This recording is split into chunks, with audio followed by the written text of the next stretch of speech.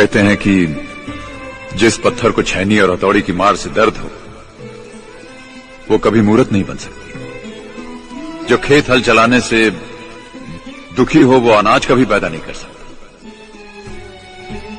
मां बाप की डांट छैनी हथौड़ी हल जैसे जरूर है, मगर ये डांट ही हमें शिक्षित करती है, यही हमें प्रेरणा देती है।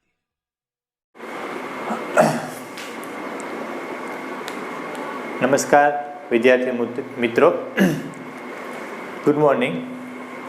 આપણે ધોરણ 12માં આજનું જે આપણું વર્ગીકરણ છે એ પેપ્ટાઇડ સંયોજનો વિશેનું છે. જો આપણે 1 by 1 પાર્ટ 2 એના જે કાર્બનિક સંયોજનો છે એનું ક્લાસિફિકેશન કરીએ છીએ, બરાબર. પેપ્ટાઇડ સંયોજનો કોને કહેવાય એ પહેલાં સમજવું પડે. તો પેપ્ટાઇડ સંયોજનોને આપણે આ રીતે સમજી શકીએ. પેપ્ટાઇડ સંયોજનો એટલે શું? તો કે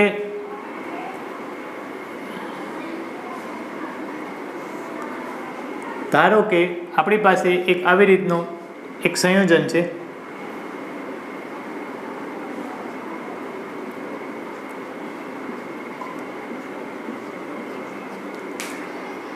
કે જેમાં એમિનો અને COOH છે, જેને આપણે એમિનો એસિડ કહીએ છીએ, બરાબર. અહીંયા કાર્બન હશે, ધારો કે અહીંયા હું R કરી દઉં, અહીંયા હું S કરી દઉં. આ કાર્બનની 4 વેલેન્સી થઈ ગઈ છે. આ એક એમિનો એસિડ છે, બરાબર.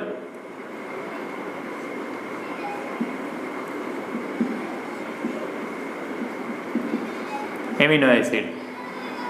હવે અહીંયા એક બીજો એમિનો એસિડ છે મિત્રો, આ રીતનો.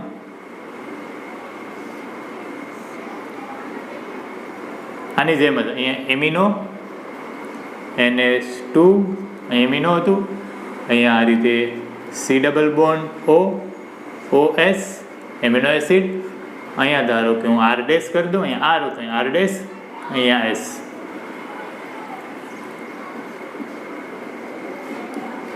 આ એમિનો એસિડ છે, આ પણ એમિનો એસિડ. બે જુદા એમિનો એસિડ કહેવાય. R છે ને અહીંયા R ડેશ છે, બાકી બધું સેમ છે. સમજો પેપ્ટાઇડ સંયોજન કોને કહેવાય? તો કે જેમાં પેપ્ટાઇડ સાંકળ આવેલી હોય, જેમાં પેપ્ટાઇડ બંધ આવેલો હોય એને આપણે પેપ્ટાઇડ સંયોજન કહીએ. તો હું હવે એની ડેફિનેશન બોલું છું. પેપ્ટાઇડ સંયોજનો કોને કહેવાય?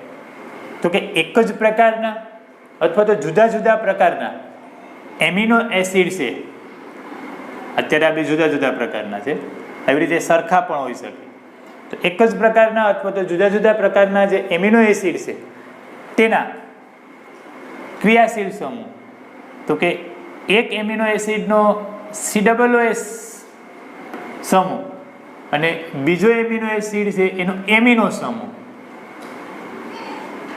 આ બે ક્રિયાશીલ સમૂહ વચ્ચે સંઘનન પ્રક્રિયા થાય.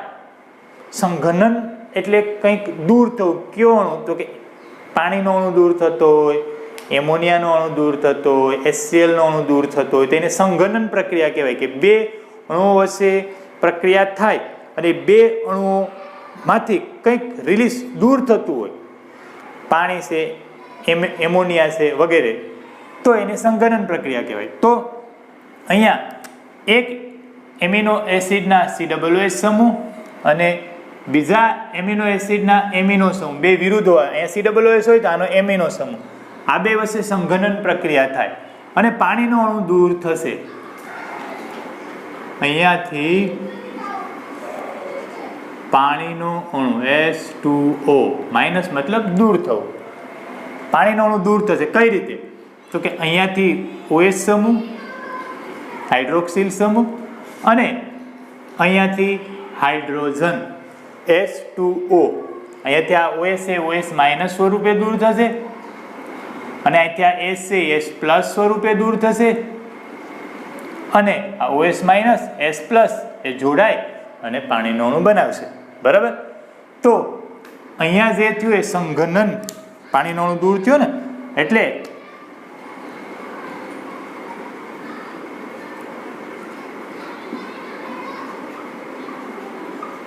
અહીંયા સંઘનન પ્રક્રિયા થઈ છે, બરાબર.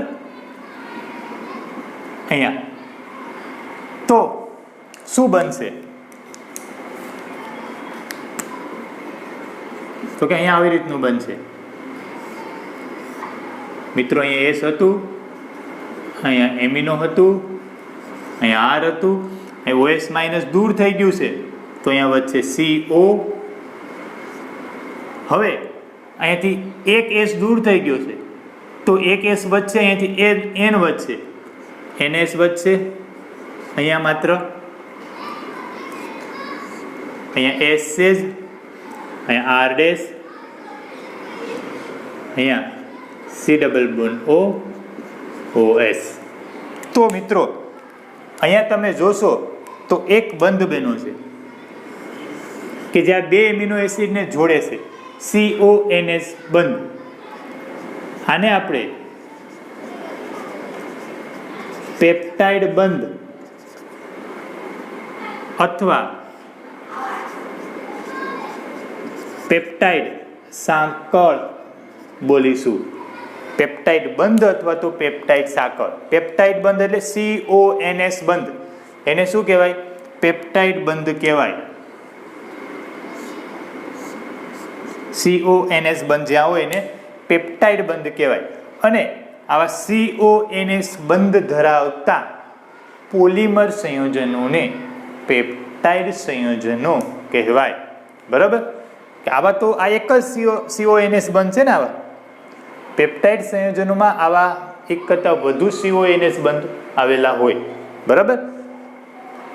તો પેપ્ટાઇડ સંયોજનો કોને કહેવાય? જો એની ડેફિનેશન આમાંથી જ સમજાય. એક તો મેં કીધું એક સિમ્પલ ભાષામાં કેવું હોય, આપણી ભાષામાં સમજવા માટે CONS પેપ્ટાઇડ બંધ ધરાવતા સંયોજનોને પેપ્ટાઇડ સંયોજનો કહેવાય. એટલે કે જેમાં પેપ્ટાઇડ સાંકળ આવેલી હોય એને આપણે પેપ્ટાઇડ સંયોજનો કહીએ છીએ. બરાબર? કેમાંથી બનશે? એમિનો એસિડમાંથી. એક જ પ્રકારના કે જુદા જુદા પ્રકારના એમિનો એસિડમાં એક એમિનો એસિડના કાર્બોક્સિલ COOH સમૂહ, કાર્બોક્સિલિક સમૂહ, અને બીજા એમિનો એસિડના એમિનો સમૂહ, આ બે ક્રિયાશીલ સમૂહ પકડવાના છે. આ બંને ક્રિયાશીલ સમૂહ, એકનો COOH તો બીજાનો એમિનો. બરાબર? એ બે વચ્ચે સંઘનન પ્રક્રિયા થાય, પાણીનો અણુ દૂર થાય. બરાબર? અને CONS બંધ ધરાવતી એક સાંકળ બને છે જેને આપણે પેપ્ટાઇડ સાંકળ કહીએ છીએ. અને આ સાંકળ ધરાવતા જે આ સંયોજનો છે એને શું કહેવાય? પેપ્ટાઇડ સંયોજનો. એટલે આને તમે શું કહી શકો? આ છે પેપ્ટાઇડ સંયોજન. બરાબર? એટલે તમે આવું લખી શકો મિત્રો,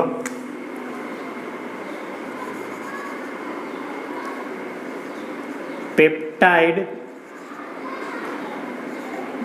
સાંકળ ધરાવતા પોલિમર સંયોજનો ને પેપ્ટાઇડ સંયોજનો કહે છે. પેપ્ટાઇડ સાંકળ એટલે હવે તમને જ્યાં જ્યાં પણ પેપ્ટાઇડ બંધ હતો પેપ્ટાઇડ સાંકળ વિશે જ્યાં જ્યાં આવશે ત્યાં તમે આવું લખી શકશો, CONS બંધ. એને આપણે પેપ્ટાઇડ સાંકળ અથવા પેપ્ટાઇડ બંધ કે ધરાવતા પોલિમર. પોલિમર એટલે હું બોલું છું કે અસંખ્ય હશે. બરાબર? CONS બંધ વધુ સંખ્યામાં હશે એટલે આપણે પોલિમર બોલીએ છીએ. પેપ્ટાઇડ સાંકળ ધરાવતા પોલિમર સંયોજનોને પેપ્ટાઇડ સંયોજનો કહેવાય. આ મેં ટૂંકમાં લખ્યું છે. બરાબર? હવે તમને એ સમજાય ગયું કે પેપ્ટાઇડ સંયોજન કોને કહેવાય. હવે આપણે એનું વર્ગીકરણ જોવાનું છે મિત્રો.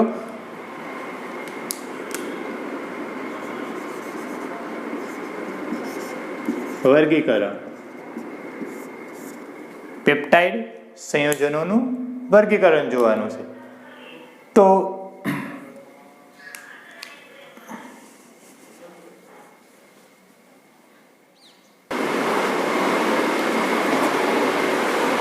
હવે મિત્રો આપણે પેપ્ટાઇડ સંયોજનોનું વર્ગીકરણ કરીએ.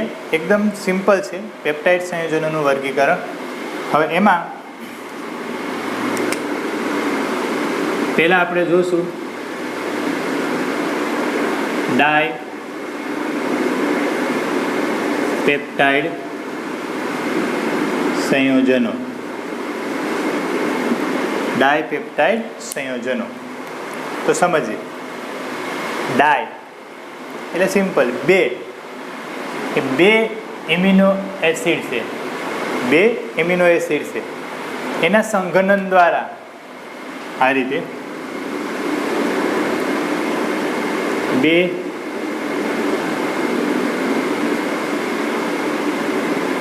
બે એમિનો એસિડના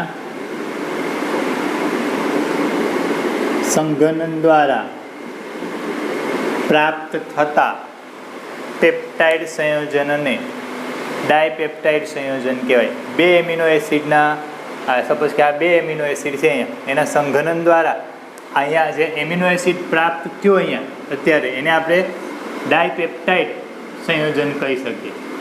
બીજું એક યાદ રાખવાનું, ડાયપેપ્ટાઇડ સંયોજનમાં એક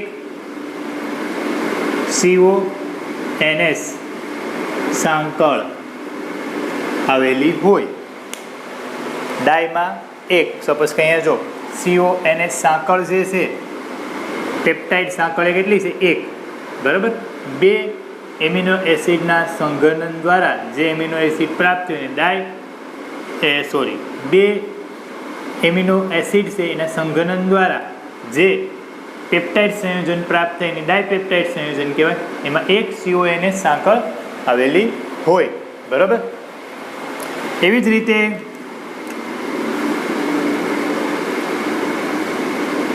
ટ્રાય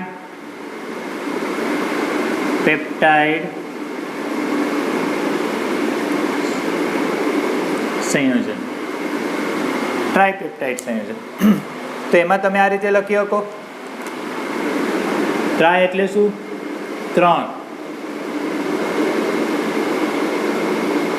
એમિનો એસિડ ના સંઘનન દ્વારા જે પેપ્ટાઇડ સંયોજન બને એને ટ્રાયપેપ્ટાઇડ સંયોજન કહેવાય. 3 છે અહીંયા તો 2 હતું, ડાય બોલું આગળ તો N-1 એવું યાદ રાખવાનું. ડાય તો એમાં જે પેપ્ટાઇડ સાંકળ હશે CONS N-1 મતલબ પેપ્ટાઇડ સાંકળ હશે. ડાય બોલું તો એક હશે, એક ઓછી હશે. ટ્રાય બોલું તો ટ્રાયપેપ્ટાઇડ સંયોજનમાં 2 CONS સાંકળ આવેલી હોય એટલે કે પેપ્ટાઇડ સાંકળ 2 હશે. બરાબર. એવી રીતે મિત્રો આગળ ત્રીજું આપણે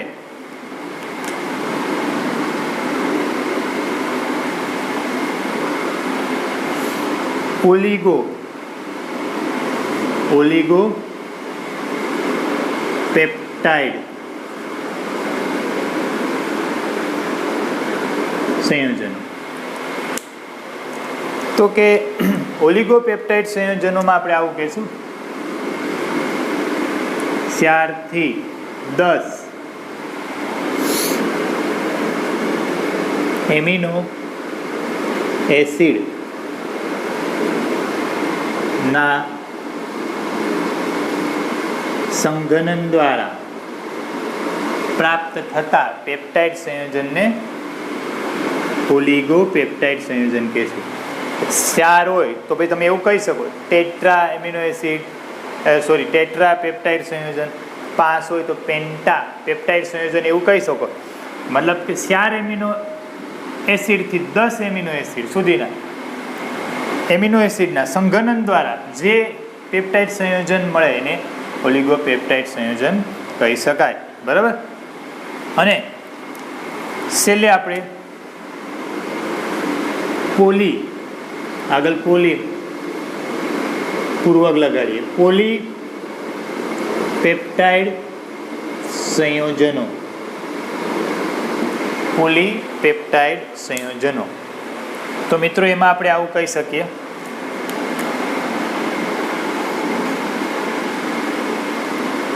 દસથી વધુ એમિનો એસિડ